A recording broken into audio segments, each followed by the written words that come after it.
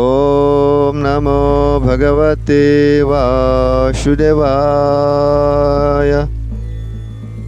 Srimad Bhagavatam, Skandha 1, Bab 2, Sloka 27, lanjutan, ketuhanan dan pelayanan suci kepadanya.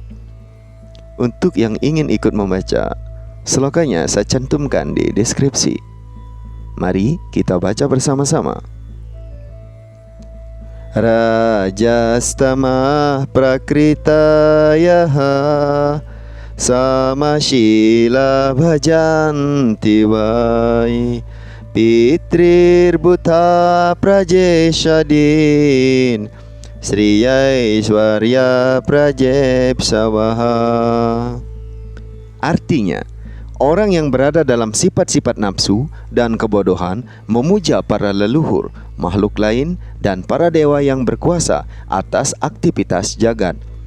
Sebab mereka didorong oleh keinginan agar diuntungkan secara duniawi dengan wanita, kekayaan, kekuasaan, dan keturunan. Penjelasan dari Yang Maha Berkarunia, A.C. Bhaktivedanta Swami Prabhupada. Jika seseorang sungguh-sungguh serius untuk kembali kepada Tuhan yang Maha Esa, maka ia tidak perlu menyembah dewa-dewa dari kategori manapun. Dalam Bhagavad Gita bab 7 sloka 20 dan 23 dikatakan dengan jelas bahwa orang yang tergila-gila berburu kenikmatan duniawi mendekati berbagai dewa untuk memperoleh manfaat sementara, yang dimaksudkan bagi manusia yang kurang berpengetahuan. Hendaknya kita tidak pernah ingin menambah kedalaman keduniawian. Kenikmatan duniawi hendaknya diterima hanya sampai kebutuhan dasar hidup saja, tidak lebih atau kurang dari itu. Menerima kenikmatan duniawi lebih dari itu berarti semakin mengikatkan diri kita pada kesengsaraan kehidupan material. Menambah kekayaan, menambah wanita, dan kedudukan ningrat yang semua adalah berbagai permintaan orang dengan kecenderungan duniawi, sebab ia tidak mempunyai keterangan tentang manfaat yang diperoleh dari sembahyang kepada Wisnu. Melalui sembahyang kepada Sri Wisnu, seseorang dapat memperoleh manfaat dalam hidup ini, serta manfaat dalam penjelmaan yang akan datang.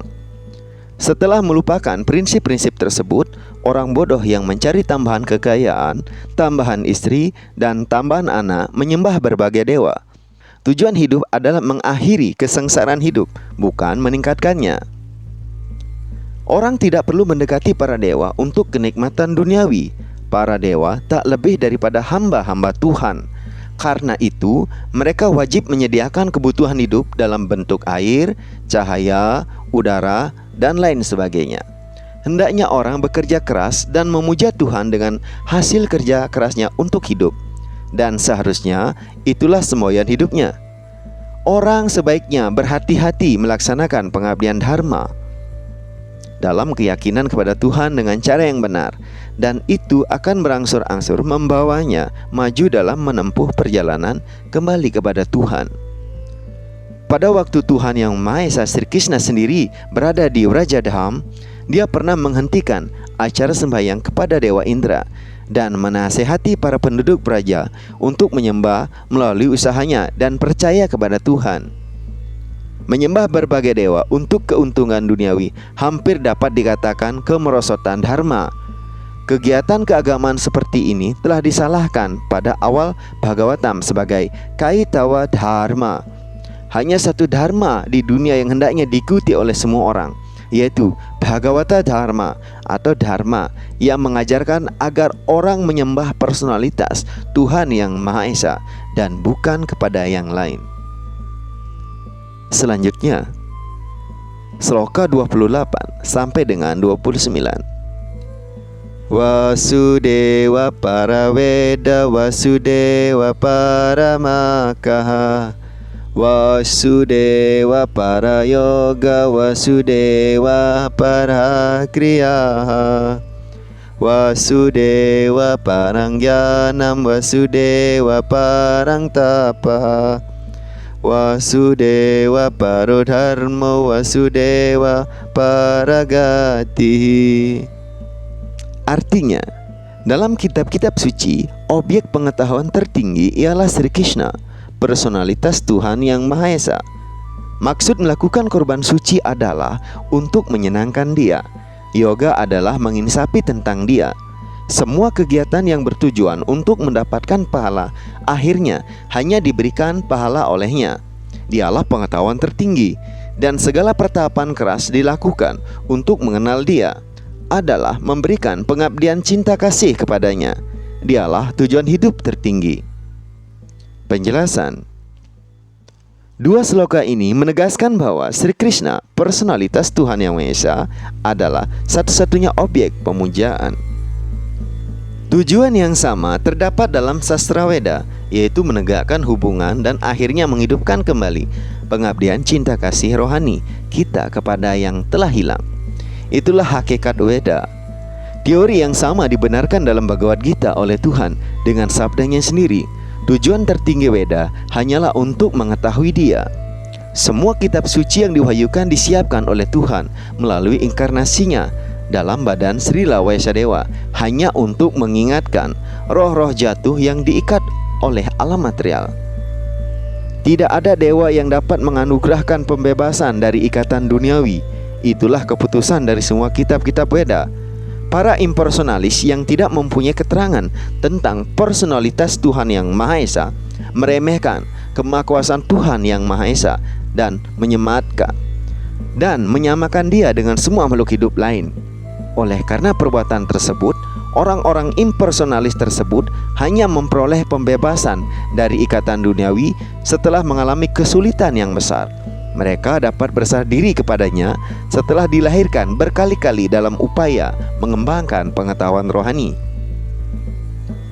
Barangkali seseorang mengatakan bahwa kegiatan Weda berdasarkan upacara-upacara kurban suci. Itu benar. Namun, segala kurban suci tersebut juga dimaksudkan untuk menginsapi kebenaran tentang Vasudewa. Yagya atau kurban suci adalah nama lain untuk Vasudewa.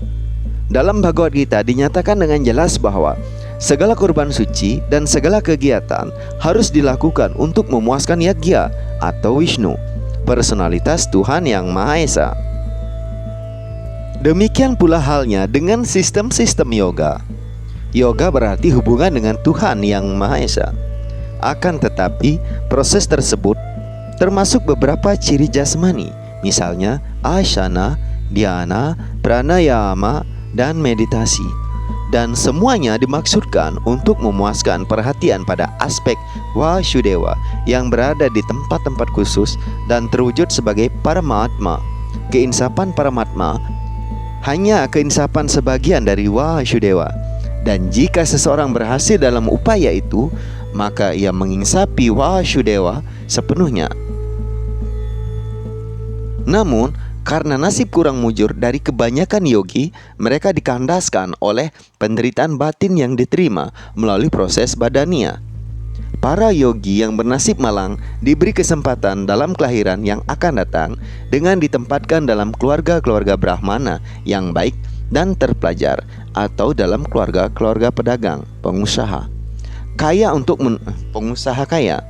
untuk menunaikan tugas keinsapan Vasudewa yang belum selesai.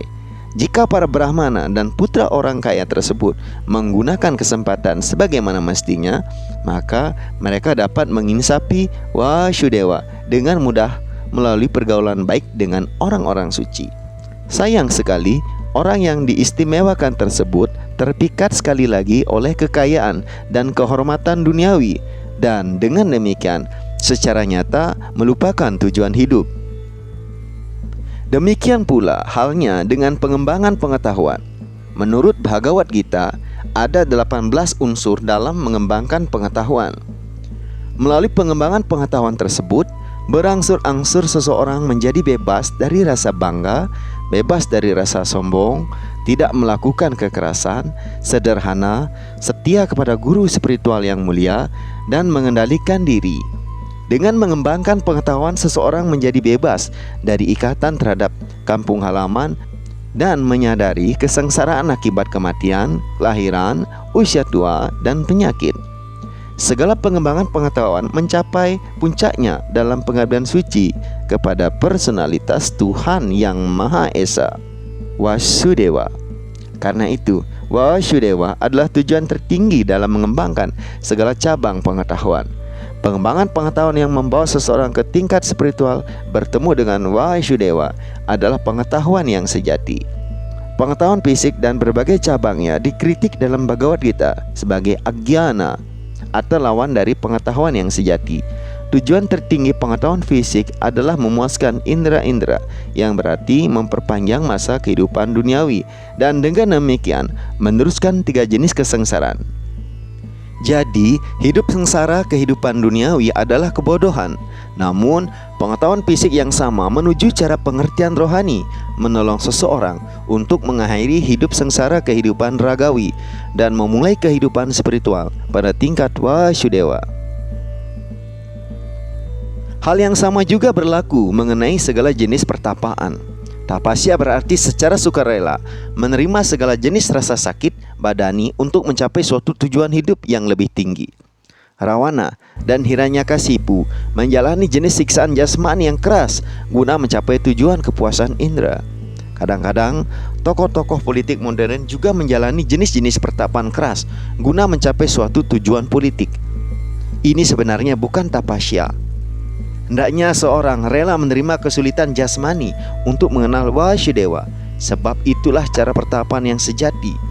Selain pertapaan tersebut, segala bentuk pertapaan digolongkan sebagai sifat-sifat nafsu dan kebodohan. Nafsu dan kebodohan tidak dapat mengakhiri penderitaan hidup. Hanya sifat kebaikan dapat memberi kelegaan dari 3 jenis kesengsaraan hidup. Vasudewa dan Dewaki yang disebut ayah dan ibu Sri Krishna menjalankan pertapaan untuk mendapatkan Vasudewa sebagai putranya. Tuhan yang Maha Esa Sri Krishna adalah ayah semua makhluk hidup. Srimad Bhagavad Gita bab 14 sloka 4. Karena itu Sri Krishna adalah insan hidup pertama di antara semua insan hidup lainnya. Dia, Sri Krishna, sosok pribadi yang pertama dan kekal yang menikmati di antara semua sosok pribadi lainnya yang menikmati. Karena itu tak seorang pun dapat menjadi ayahnya melalui cara berketurunan, seperti anggapan orang yang kurang berpengetahuan. Tuhan Sri Krishna berkenan menjadi putra Vasudewa dan Dewaki setelah dia puas dengan pertapaan keras yang dilakukan Vasudewa dan Dewaki. Karena itu, jika ada pertapaan yang perlu dilakukan, maka pertapaan itu harus dilakukan guna mencapai puncak pengetahuan, Vasudewa. Vasudewa adalah personalitas Tuhan Yang Maha Esa yang asli Sri Krishna. Sebagaimana dijelaskan sebelumnya, personalitas Tuhan Yang Maha Esa yang asli menjelmakan diri dengan bentuk-bentuk tersebut dimungkinkan oleh berbagai energinya. Energi-energi Krishna juga terdiri dari beraneka jenis. Energi internal Krishna bersifat utama, sedangkan sifat energi eksternalnya lebih rendah.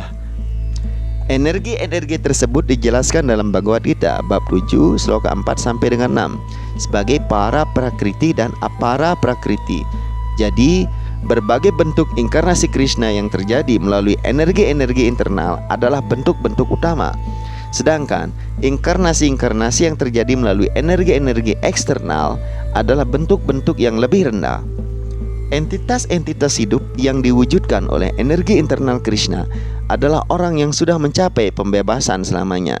Sedangkan yang diwujudkan menurut energi-energi material dan roh-roh yang terikat selamanya.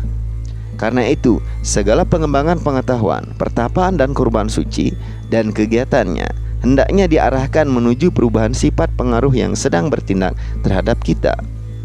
Sementara ini, kita semua dikendalikan oleh energi eksternal Tuhan, dan kita harus berusaha mengembangkan energi spiritual untuk mengubah sifat pengaruh tersebut. Dalam Bhagavad Gita dikatakan bahwa para Mahatma atau orang yang pikirannya sudah diperluas hingga tekun dalam pengabdian kepada Sri Krishna berada di bawah pengetahuan energi internal, sehingga para makhluk hidup yang berpikiran luas itu senantiasa tekun dalam pengabdian kepada Tuhan tanpa menyimpang. Hendaknya itulah tujuan hidup, dan itulah keputusan seluruh sastra Weda. Sebaiknya orang tidak merepotkan diri dengan kegiatan yang bertujuan untuk membuahkan hasil atau pemikiran yang spekulatif yang gersang tentang pengetahuan rohani. Sebaiknya orang juga tak perlu menyembah berbagai dewa yang bekerja sebagai berbagai tangan Tuhan untuk ciptaan, pemeliharaan, atau peleburan dunia material. Ada dewa-dewa perkasa yang jumlahnya tak terhingga, yang mengawasi kepengurusan eksternal dunia material. Mereka semua berbagai tangan yang membantu Sri Wasudewa. Bahkan Dewa Siwa dan Dewa Brahma pun tercantum dalam daftar para dewa. Namun kedudukan Sri Wisnu atau Wasudewa selalu spiritual dan transendental. Meskipun dia menerima sifat kebaikan dunia material, dia masih melampaui segala sifat material. Contoh berikut akan menerangkan soal tersebut dengan lebih jelas. Di rumah penjara ada tahanan dan para pengurusnya. Baik pengurus maupun para tahanan diikat oleh hukum-hukum raja. Namun, walau kadang-kadang raja mengunjungi penjara, beliau tidaklah diikat oleh hukum-hukum penjara. Karena itu, raja selalu melampaui hukum penjara, seperti halnya Tuhan selalu melampaui hukum-hukum dunia material. Demikian penjelasan dari sloka ini. Ya, cukup panjang penjelasannya karena ini sangat penting sekali supaya kita bisa memahaminya dengan jelas.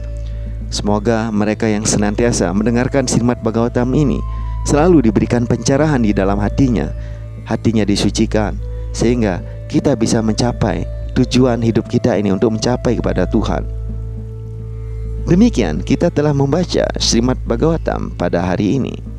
Kita telah membaca 3 sloka dari bab 2 ini. Sampai jumpa esok pada waktu dan kesempatan yang sama.